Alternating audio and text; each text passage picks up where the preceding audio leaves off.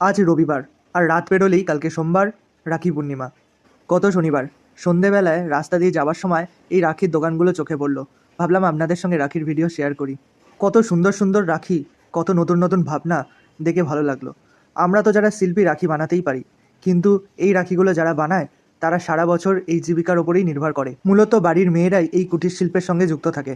কত মা বোন মেয়েরা মিলে এই রাখিগুলো বানায়। আসুন না, আমরা একটা করে রাখি কিনি। আচ্ছা, এবার বলি এই রাখির দোকানগুলো কোথায়। আমার চুঁচুড়ো শহরের খোড়ো বাজার অত্যন্ত জনপ্রিয় একটি জায়গা। যারা চুঁচুড়ো শহরে থাকেন তারা নিশ্চয়ই চিনবেন। ছোট ছোট রাখির দোকানগুলো এখানেই বসেছে, এবং আপনাদের পাড়ার আশেপাশে দোকানে অবশ্যই হয়তো রাখি বিক্রি করছে।